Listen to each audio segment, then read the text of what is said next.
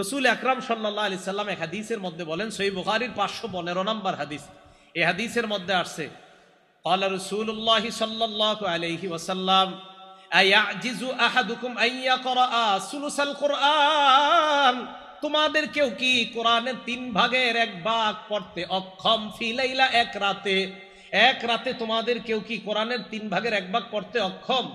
এই কথা বলার পর ফাশাক্কা যালিকা আলাইহিম, সাহাবাদের কাছে ব্যাপারটা কষ্টকর মনে হয়। এমনি 10 পারা কোরআন পড়তে পারে অনেক সাহাবারা, কিন্তু সবাই তো পারে না। সাহাবাদের মধ্যে কয়েকজন বললেন, আইয়ুনা ইউতিকু যালিকা ইয়া রাসূলুল্লাহ, আমাদের মধ্যে কে পারবে এমন কোরআনের 3 ভাগের 1 ভাগ এক রাখতে পড়তে হুজুর, এমন কে আছে? আল্লাহ নবী বললেন, আল্লাহুল আহাদুস সামাদুস সুলুসুল কোরআন, কুল হুয়াল্লাহ সূরাটা কোরআনের 3 ভাগের 1 ভাগ, একবার পড়বা 10 পারা কোরআনের সওয়াব পেয়ে যাইবা। তার বিছানায় মাথা লাগা সূরা ইখলাস একবার পড়বেন 10 পারা, 2 বার পড়বেন 20 পারা, 3 বার পড়বেন তো আল্লাহ পাক 30 পারা কোরআনের সওয়াব দিয়ে দিবেন। মুসলিম শরীফের হাদিস, হাদিস নাম্বার 811 নাম্বার হাদিস। এই হাদিসের মধ্যে আসছে ক্বালা রাসূলুল্লাহি সাল্লাল্লাহু আলাইহি ওয়াসাল্লাম ইন্নাল্লাহা জাজ্জাআল কুরআনা সালাসাতা আজজা, নিশ্চয়ই আল্লাহ কোরআনকে 3 ভাগে ভাগ করেছেন। বলেন কোরআনকে কয় ভাগে ভাগ করেছেন? ওয়াজআলা কুল হুয়াল্লাহু আহাদ জুজআম মিন আজজাইল কুরআন, সূরা ইখলাসকে আল্লাহ কোরআনের 3 ভাগের 1 ভাগ বানিয়েছেন। সুবহানাল্লাহ। এবার একটা মজার হাদিস শোনাই, মুসলিম শরীফের 812 নাম্বার হাদিস। এই হাদিসের মধ্যে আসছে রাসূল আকরাম সাল্লাল্লাহু আলাইহি সাল্লাম সাহাবাদেরকে বললেন, উহশুদু উহশুদু, কাছে আসো কাছে আসো। আপনাদেরকে বলার যাবে না, না কাছে আসো আপনারা না, মানে হাদিসে বলছে। এখন আপনাদেরকে এই মুহূর্তে বললে কষ্ট হবে, কারণ এই তো কাছে আইছেন, আর বললে সমস্যা হবে, পরে আমগো দুইজনে মেরে নেবেন। এখন রাসূল সাল্লাল্লাহু আলাইহি সাল্লাম বললেন, কাছে আসো কাছে আসো, উহশুদু উহশুদু। হ্যাঁ আচ্ছা, রাসূল সাল্লাল্লাহু আলাইহি সাল্লাম বললেন উহশুদু, কাছে আসো। এখন সাহাবাদেরকে যখন বলে কাছে আসো, এবং দেখবেন আপনারা বিভিন্ন মাহফিলে যিনি উপস্থাপক থাকে, পরিচালক, উনিও বলে ভাই একটু কাছে এসে বসেন, বলে না? আসলে দেখেন আপনি দূরে থাকলেও কি শুনবেন না? শুনবেন, মাইকে তো শুনবেন, কিন্তু কাছে আসতে কেন বলে? দেখেন এই কাছে আসতে বলাটাও নবীর সুন্নাত। সুবহানাল্লাহ, কাছে আসতে বলাটাও নবীর সুন্নাত। তো কয় নবীজি বললেন কাছে আসো। আচ্ছা বলেন তো নবীজির কথা সাহাবারা কতটা মন দিয়ে শুনবে? এরপরে নবী বলে এই কাছে আসো কাছে আসো। তো সাহাবায়ে কেরাম চিন্তা করলো নবীজি কাছে ডাকতেছে, তার মানে গুরুত্বপূর্ণ কিছু বলবে। সাহাবারা আল্লাহ নবীর কাছে আসলেন, আসার পর আল্লাহ নবী বললেন, সাআকরাউ আলাইকুম সুলুসাল কুরআন, আমি আজকে তোমাদেরকে কোরআনের 3 ভাগের 1 ভাগ পাঠ করে শোনাবো। সুবহানাল্লাহ, আমি তোমাদেরকে কোরআনের 3 ভাগের 1 ভাগ পড়ে শোনাবো। সাহাবারা তো খুশি, নবীজি কোরআন পড়বে 10 পারা, এটা তো ভালো কথা, মানে 3 ভাগের 1 ভাগ পড়বে, এটা আমরা শোনার জন্য সবাই অপেক্ষা। ফাকরা কুল হুয়াল্লাহু আহাদ, আল্লাহর নবী সূরা ইখলাস পড়লেন। সুবহানাল্লাহ। সাহাবারা ততক্ষণ পর্যন্ত ফজিলত জানে না। নবীজি ঘরে ঢুকে গেলেন। ফাকালা বাদুনা লিবাদিন, সাহাবাদের মধ্যে একজন আরেকজনকে বললেন, আল্লাহ নবী না বললেন কোরআনের 3 ভাগের 1 ভাগ পড়বে, কুল হুয়াল্লাহ সূরা পড়ে দি নবী ঘরে গেছে। সাহাবা বলে মনে হয় কোনো ওহী নাজিল হওয়ার কারণে আল্লাহ নবী ঘরে গিয়েছে, আবার মনে হয় আসবে, অপেক্ষা করো।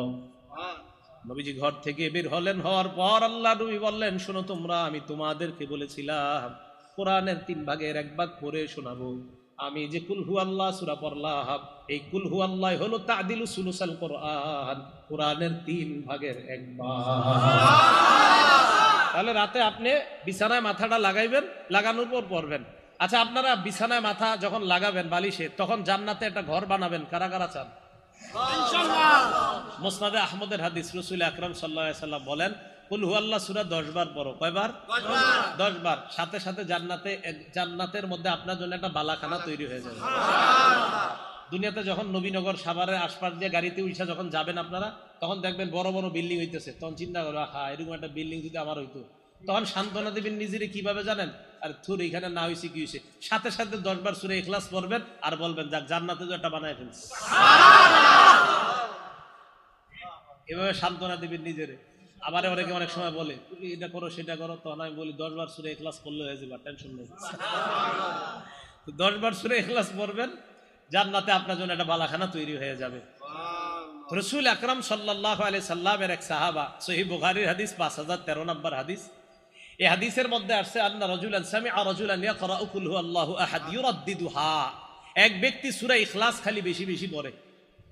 ফালাম্মা আসবাহা জা ইলা রাসূলিল্লাহি সাল্লাল্লাহু আলাইহি ওয়াসাল্লাম, সকাল হওয়ার পর এক ব্যক্তি আল্লাহর নবীর কাছে আসলেন। আসার পর বললেন, ইয়া রাসূলুল্লাহ, অমুক ব্যক্তি আপনার সাহাবা বারবার কুল হুয়াল্লাহ সূরা পড়ে। আল্লাহর নবী কয়, তাই নাকি? কয় হ্যাঁ। হাদিসের মধ্যে আসছে কান্নার রাজুলা ইয়াতাকাল্লুহা, যেন তার কাছে এই আমলটা বেশি বড় মনে হয় নাই। নবীজি বললেন, শোনো, ওয়াল্লাযী নাফসি বিয়াদি ইন্নাহা লাতাদিলু সুলুসাল কুরআন, আমার সাহাবা কুল হুয়াল্লাহ যতবার পড়ুক মনে রাখবা একবার পড়া মানে কোরআনের 3 ভাগের 1 ভাগের সওয়াব পেয়ে যাওয়া। সুবহানাল্লাহ। এটা নাসাই শরীফের 993 নাম্বার হাদিস। আম্মা জান আয়েশা সিদ্দিকা রাদিয়াল্লাহু তাআলা আনহার বর্ণনা, তিনি বলেন, আন্না রাসূলুল্লাহ সাল্লাল্লাহু আলাইহি ওয়াসাল্লাম বাআসা রাজুলান আলা সারিয়াতিন, আল্লাহর নবী এক সাহাবাকে এক এলাকার মধ্যে যুদ্ধের জন্য পাঠাইলেন। সাহাবাকে আমির বানায়া দিলেন। তা আমির সাহেব যারা আছে ওনার সাথে তাদেরকে নিয়ে নামাজ পড়ে। তো উনি যখন নামাজ পড়ে, ফাকরা আলি আসহাবিহি ফি সালাতিহিম, নামাজের মধ্যে উনি কেরাত পড়ে। যখনই উনি নামাজ শেষ করে দ্বিতীয় রাকাতে অথবা ওনার কেরাত উনি সমাপ্ত করে বিকুল হুয়াল্লাহু আহাদ, ফায়াখতিমু বিকুল হুয়াল্লাহু আহাদ, উনি প্রায় সময় খালি কুল হুয়াল্লাহু আহাদ বলে নামাজ শেষ করে। মনে করেন প্রথম রাকাতে একটা বললাম, দ্বিতীয় রাকাতে কুল হুয়াল্লাহ, অথবা প্রথম রাকাতে আপনার 2 সূরা একসাথে পড়ে ফেললো, প্রথমে তাব্বাত ইয়াদা পরে কুল হুয়াল্লাহ, মানে এত বেশি কুল হুয়াল্লাহ নামাজে পড়ে। ফালাম্মা রাজাউ, সবাই যখন ফিরে আসছে নবীজির কাছে, আসার পর জাকারু লাহু, নবীজির কাছে এই কথাটা বলছি, ইয়া রাসূলুল্লাহ, উনি খালি কুল হুয়াল্লাহ সূরা পড়ে নামাজ পড়ায়। নবীজি বললেন, তাই নাকি? ফাসালুহু লিআইয়ি শাইইন ফাআলা যালিকা, এটা নাসাইর বর্ণনা। নবীজি বললেন, তাকে কি জিজ্ঞাসা করো উনি এটা কেন করছে সাহাবা। আর বুখারীর বর্ণনা, লিআইয়ি শাইইন ইয়াসনাউ যালিকা, ওনাকে গিয়ে জিজ্ঞাসা করো, আমার সাহাবাকে জিজ্ঞাসা করো এই কাজ কেন করে। সাহাবারা তার কাছে গেলেন, যাওয়ার পর সালুহু, প্রশ্ন করলেন, তুমি এটা কেন করো? উনি জবাব দিলেন, লিআন্নাহা সিফাতুর রহমান, কুল হুয়াল্লাহ সূরার মধ্যে আমার রবের গুণাবলী আছে, তাই আমি পছন্দ করি এটা খুব বেশি।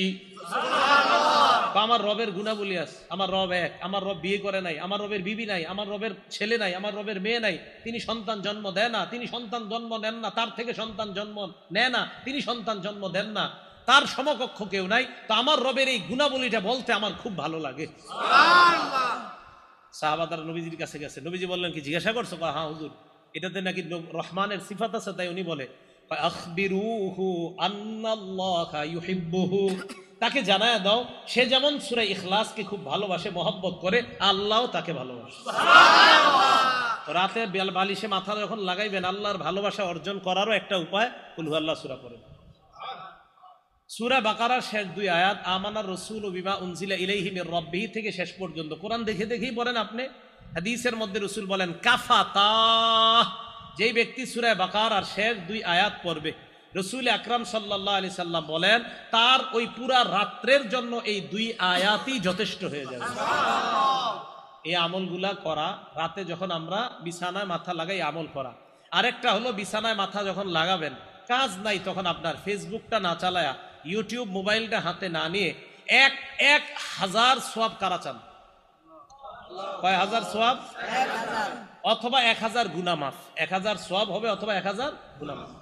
মুসলিম শরীফের হাদিস, হাদিস নাম্বার 2698 নাম্বার হাদিসের বর্ণনা, সাদ ইবনে আবি ওয়াক্কাস রাদিয়াল্লাহু তাআলা আনহুর বর্ণনা, তিনি বলেন, কুন্না ইনদান নবী সাল্লাল্লাহু আলাইহি ওয়াসাল্লাম, আমরা আল্লাহর নবীর কাছে ছিলাম। আল্লাহর নবী হঠাৎ আমাদেরকে বললেন, আয়াজিজু আহাদুকুম আইয়াকসিবা আলফা হাসানা, তোমাদের মধ্যে কেউ কি অক্ষম 1000 সওয়াব কামাই করতে অক্ষম? ফাসালাহু সাইলুম মিন জুলাসাইহি, বৈঠকের মধ্য থেকে একজন প্রশ্ন করলেন, ইয়া রাসূলুল্লাহ, আমাদের মধ্যে 1000 সওয়াব কামাই করা এটা কিভাবে সম্ভব? নবীজিকে বললেন, কাইফা ইয়াকসিবু আহাদুনা আলফা হাসানা, কিভাবে একজন 1000 নেকি কামাই করতে পারে? আল্লাহ নবী বললেন, শোনো তোমরা, ইউসাব্বিহু মিআতা তাসবিহা, কোন ব্যক্তি যদি 100 বার সুবহানাল্লাহ পড়ে, কয়শো বার? 100 বার। বলেন তো কি? সুবহানাল্লাহ। আবার বলেন সুবহানাল্লাহ। এতটুকুই বাস, আবার বলেন সুবহানাল্লাহ। আল্লাহ নবী বলেন, 100 বার যদি কোনো বান্দা সুবহানাল্লাহ বলে, ইউকতাবু লাহু আলফু হাসানা, তার আমলনামায় 1000 নেকি লিখে দেওয়া হয়। সুবহানাল্লাহ। নবীজি বলে, 1000 নেকি যদি তোমার আমলনামায় লেখা নাও হয়, আও ইউহাত্তু আনহু আলফু খতিআত, তোমার আমলনামা থেকে 1000 গুনাহ মুছে দেওয়া হয়। তাহলে 100 বার সুবহানাল্লাহ পড়বেন, হয়তো 1000 সওয়াব হবে, অথবা 1000 গুনাহ আপনার জীবন থেকে আল্লাহ মুছে ধুয়ে মুছে সাফ করে দিবেন আল্লাহ। আমলগুলা করা দরকার আছে না? আল্লাহ আমাদের সকলকে আমল করার তৌফিক দান করেন।